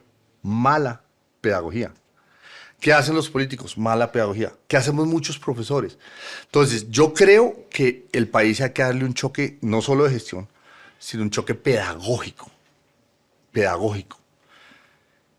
Hoy por hoy, acabo de descubrir, yo he dictado clase 30 años. Era como mi terapia. ¿Sí? Pararme frente a los chinos 2 veces por semana, yo salía, era como ir al psiquiatra, mami. Y me la gozaba mucho, dicté de todo, desde matemáticas, no, todo, micro, macroeconometría, todo, bueno, ¿no? Monetaria, etcétera. Al final enseñaba historia, un curso que se llamaba Pobreza y Riqueza. ¿Qué pasa con ese tipo de pedagogía que es fascinante y que me encanta y que hoy por ejemplo es que viajo mucho, entonces no puedo enseñar? Iba a empezar a dictar en el ITAM en México el 10 de enero, sí. Tenía el curso, todo. Pero pues yo tengo que ir a Lima por una junta, tengo una junta en Brasil, tengo un fondo de capital privado en México, tengo mi empresa en consultoría en Bogotá, o sea, entonces uno es un nómada, pues. Entonces, no, pero descubrí hace un año de la política, fíjate con los giros que da la vida, de la política yo hacía videos, y unos chinos, entre paisas y bogotanos, jóvenes, bueno, ya todo el mundo es joven, la verdad, ¿no? Me dijeron, oiga, usted hace unos videos muy malos. Y en la campaña no funcionó en buena parte porque los videos eran muy malos, porque lo hacía gente que no me quería. En política tú tienes que tener que con los que hacen los videos te tienen que querer, Claro. porque a las 3 de la mañana se tiene que ocurrir una idea, o a las 5 o a las... Pero si uno no quiere al tipo con el que está trabajando, pues no se le ocurre ninguna idea. Las ideas que me planteaban eran malísimas. Imagínense que me pone un día a decirme, haga Tinder. Le digo, hermano, pero yo tengo una mujer y 3 hijos. ¿Usted cómo cree que le va a explicar a mi mujer que está haciendo Tinder? ¿Para qué es que va a hacer Tinder? ¿Por qué en la campaña me va a servir, una campaña política con León, por qué me va a servir hacer Tinder de qué? ¿Entiendes? No, póngase de tender una semana. Yo decía, no, príncipe, yo no, o sea, eso no es genuino. La gente va a verlo. Sí, sí, eso se nota. La falta de autenticidad, la gente la va a ver a leguas. Uno le miente a la gente. Sí, sí. Pues porque la gente lo ve, la Sí. gente es intuitiva. Entonces, yo hacía muy malos videos. Y estos chinos me llamaban y me dijeron, hagamos videos, que usted tiene un cuento, pero usted lo está echando muy mal. Bueno, en fin, nos pusimos a hacer videos y era esto, pues como tú sabes, esto, ¿no? Sí. Muy chévere, la textura visual, muy chévere. Algo que nunca me ha pasado. Yo repetía 5 veces cada video y ellos ensamblaban las mejores frases. Entonces, claro, quedaba perfecta. Y se fue, pucha, pero si usted está inventado, ¿por qué no le hice la campaña así? Pues sí, yo no sé si así lo hacía el ingeniero, pero el ingeniero hacía unos videos Sí, espectaculares. sí. En fin, nos pusimos a hacer videos y pasó lo que está pasando aquí, que es que yo he hecho mucho cuento, ¿sí? Yo en el fondo soy un hablador. Sí, yo vivo de hablar, o sea, yo vivo de dar conferencias, yo vivo de... ¿no? Entonces estos chinos me dijeron, "Oiga, usted echa mucho cuento y siempre está dando consejos, ¿por qué no hacemos la Universidad de Echeverry?" Así fue lo que me dijeron. ¿Y qué es la Universidad de Echeverry? Cursos. Miércoles. ¿Y cómo se hace eso? Digamos, ¿qué es lo que hay que hacer? Entonces ellos me contaron el concepto. Entonces yo me puse a pensar, ¿qué es lo que a mí me gustaría transmitir? Y yo sí soy un pedagogo, pues a mí lo que me gusta es usar la retórica para transmitir filosofía y lógica, ¿no es cierto? Y crítica, y de nuevo, todo el cuento filosófico, pero en pedagogía, que es lo que hacemos tú y yo aquí siempre. Y entonces dije, mentoría. Yo creo que la mentoría, voy a decir una cosa que, uno de los mejores consejos financieros que a mí me han dado, me lo dio mi jefe del Banco de la República, Juan Carlos Jaramillo, que un día me dijo en el apartamento de él, en Rosales, me dijo, vea, Echeverry, yo tenía 26 años, compre el apartamento más caro que pueda pagar. ¿Cómo así? Me dijo, estamos en el segundo piso, a mí me ofrecieron el penthouse, me contó él. Y yo no compré el penthouse porque era muy caro. Y me he arrepentido de los últimos 15 años porque lo habría podido pagar.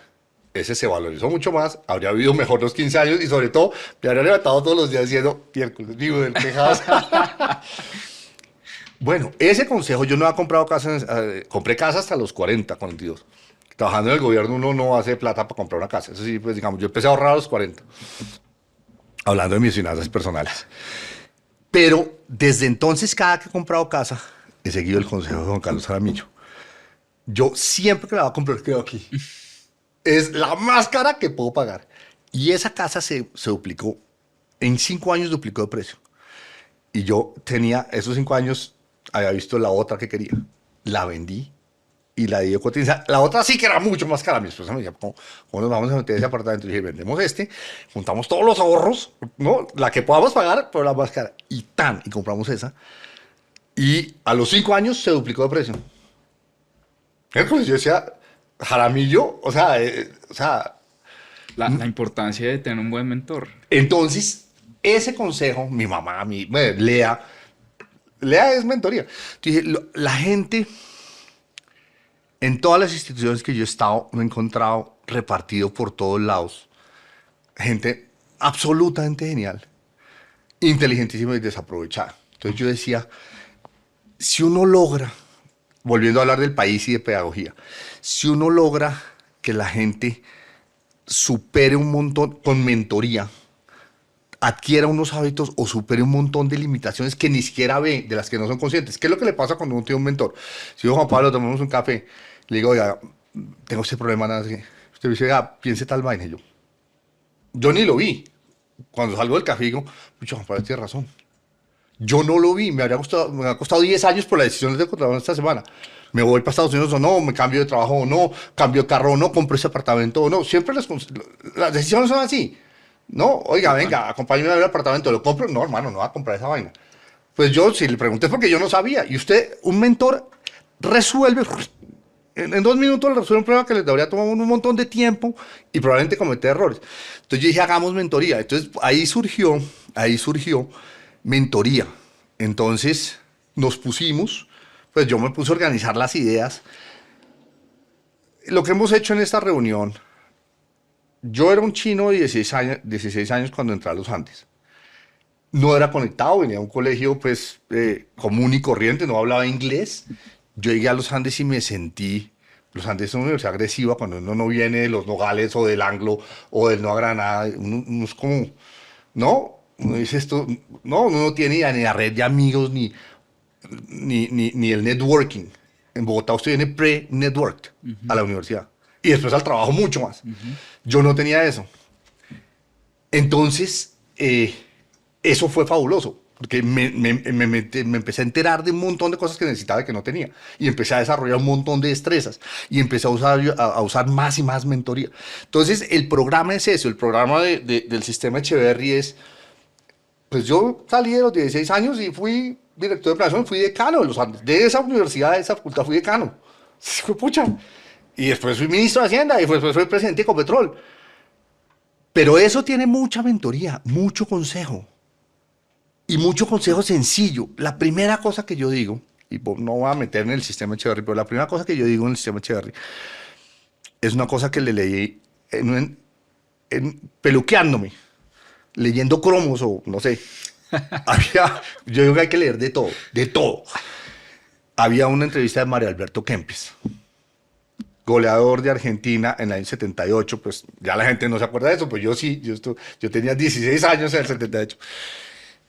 Pero esto lo leí hace 10 años, 5 años, ¿no? Mario Alberto Kempes, la biografía, es fabuloso leer biografías de artistas y de modelos y de futbolistas. Y dice este tipo, cuando estés en el área, pégale pasito al balón. Y dije, Dios mío, si yo hubiera sabido esto a los 8 años. Ay, Dios mío, la cantidad de taponazos que he metido cuando estoy en el área y la bola ha salido aquí. Echeverry, marica, pero me botó la bola por encima del palo, pero usted es bruto. Claro, porque uno tenía la concepción de que había que inflar la malla, claro. Había que inflar la red. No había que meter el gol, había que meter un gol, ¿sí? Y decía, no, se trataba solo que la bola pasara a la línea. Claro. Y nadie me dijo eso. Entonces, los consejos que yo doy son así. Ninguno es que usted diga, uy, fue pucha, Echeverry es muy inteligente. No, sí. Son cosas que es, que la bola pase la línea y eso es gol. Pégale pasito al balón. Y usted ahí maneja mucho mejor, controla mucho mejor las variables. ¿Y para quién es el sistema? ¿Quién lo puede poner en práctica? Entonces, anoche recibí un mail de alguien de la Consejería de la Paz. El otro de alguien que trabaja en el Estado, debe tener 40 años, 50 años. El otro me escribió un sindicalista, ingeniero. Me dijo, yo lo he seguido a usted, dice el sistema Echeverry. Me sirvió mucho. El otro era una amiga, Eulalia Sanín, que maneja A.T. Kearney. Pues para mí, yo pensaba esto, pues la Eulalia que va a aprender de lo que yo le puedo decir. Oiga, qué machera su sistema, se lo va a dar a la gente de A.T. Kearney, se lo regalé a mis sobrinos. Una amiga de Nueva York me dijo, Juan Carlos, usted dice ahí que es para jóvenes entre 20 y 35, ya quitamos eso, ¿no? Pero yo tengo 40 y pico, entonces yo dije, esto no es para mí, yo soy independiente, porque usted dice que es organizaciones, para mejorar en la organización. Entonces, yo te soy sincero, yo creía que era para una gente, pero he descubierto que es para mucha más gente. El sistema Echeverry son consejos. Estrategia emergente, el choque con el mercado. Muy prácticos. ¿Cómo manejar el tiempo? Por ejemplo, usa los almuerzos. Use los almuerzos. Uno no usa los almuerzos. Por lo menos una vez a la semana o 2 veces a la semana, almuerce con alguien para algo. Un profesor, el del 5º piso, que está en recursos humanos y tengo que resolver un problema. Use los almuerzos. Use el tiempo. Resolver problemas. ¿Cómo ser un buen jefe? Juan Pablo, a mucha gente la nombran jefe y no saben ser jefes, pero sobre todo, y eso no es ningún problema, nadie le dice, venga, lo entrenamos a ser jefe. Venga, le enseñamos que lo que importa y lo único que importa es la gente. No es el reporte, no es el producto, no es la entrega, no es la fecha, es la gente. Si usted se concentra en la gente va a estar pendiente del producto, la fecha y la entrega y el informe. y los va a hacer excelentemente. Pues si usted no se concentra en la gente va a conspirar contra su producto, su entrega y su reporte. Es la gente. A uno, yo he sido jefe muchas veces, me nombraron primera vez jefe como a los 20 y pico, de un grupo de 6, 8 personas en el Banco de la República, todos mayores que yo. ¿Usted cree que me llamaron y me dijeron, venga, necesitamos a ser mal jefe y sobre todo a evitar ser mal jefe? Yo tengo un artículo que se llama, ¿no? ¿Cómo ser buen jefe? Viendo los malos jefes que tenía mi esposa. Yo era desesperado con las historias de mi esposa. Hasta que dije, no puede ser que alguien cometa tantos errores, pero porque no ven que el problema es la gente. Entonces, una sección es cómo ser buen jefe, cómo manejar problemas, cómo manejar el tiempo.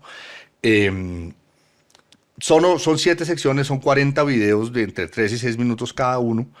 Y la última es cosas más como filosóficas, como la mística, por ejemplo. ¿Sí? La mística resuelve el 80% de los problemas. Si usted le pone mística a la gente, mística a lo que usted hace, y mística a la gente, si la gente... Hoy veo una entrevista sobre el Real Madrid, que está en crisis terrible, y en el fondo lo que le falta a esos tipos es mística.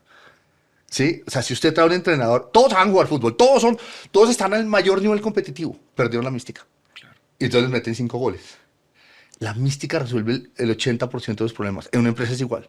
Entonces, al final hablamos de mística, hablamos de integridad, de cosas mucho más intangibles y profundas, pero en el fondo se trata de eso. Si usted tiene integridad y mística en una entidad, hermano, yo no sabía petróleo, pero yo lo que decía es mística, integridad y colaboración, creatividad, bla, bla. Entonces, ese es el sistema Echeverry. Ha sido para mí una revelación.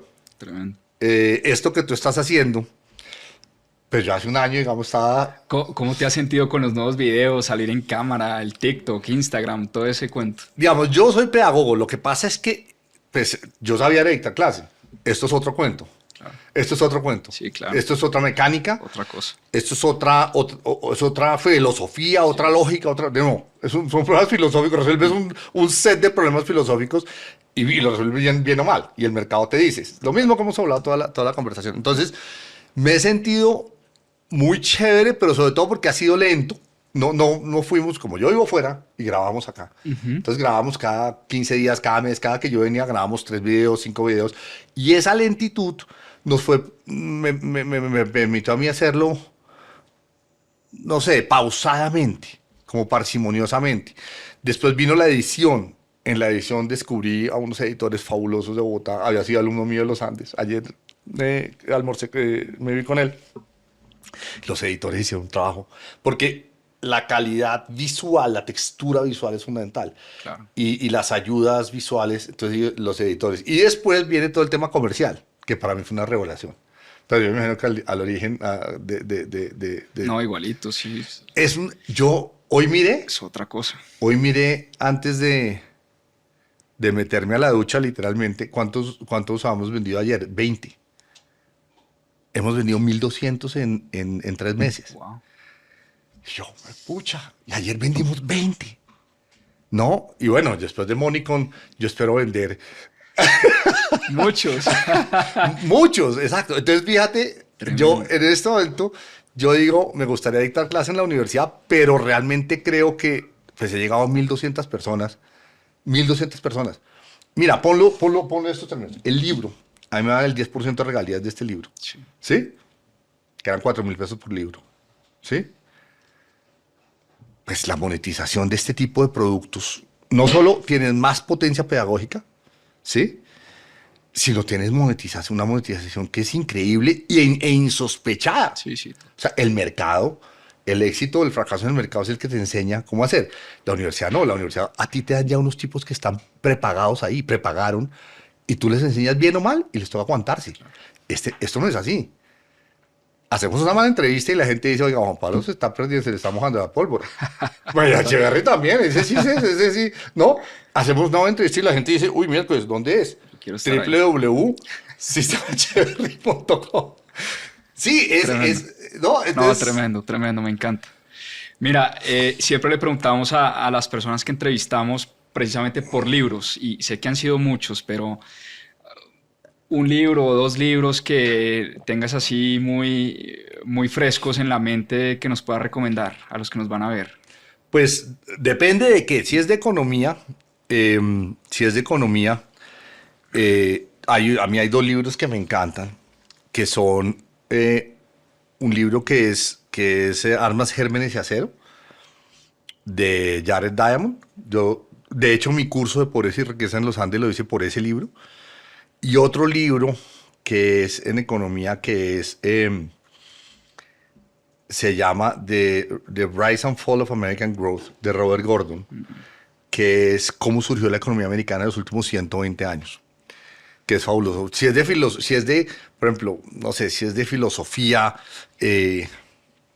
bueno, es que cada cosa, o si es, digamos, esos dos libros son fabulosos.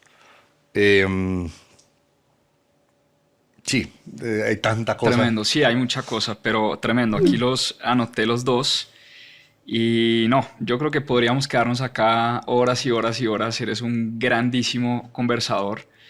Feliz de haber tenido esta entrevista. Ojalá sea la primera de muchas. Nos vemos en Monicon. Eso va a estar vemos en Monicon. Espectacular. Espero te lo goces un montón y bueno, ojalá eso salga muy bien. Toco madera, sí, que haya buen clima y sí, que salga eso espectacular. Juan Carlos, muchas gracias por estar acá. No, Juan Pablo, muchas gracias. Me siento muy honrado de que me hayas invitado y bueno, nos vemos en Mónico. Tremendo. Muchas gracias.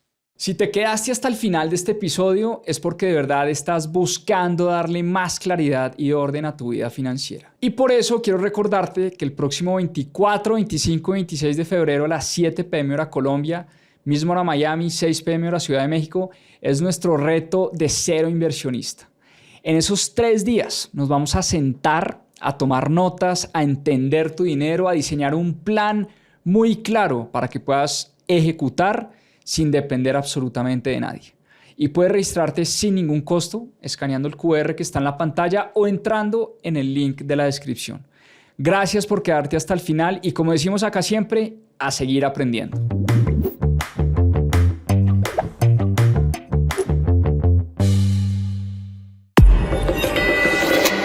Hielo.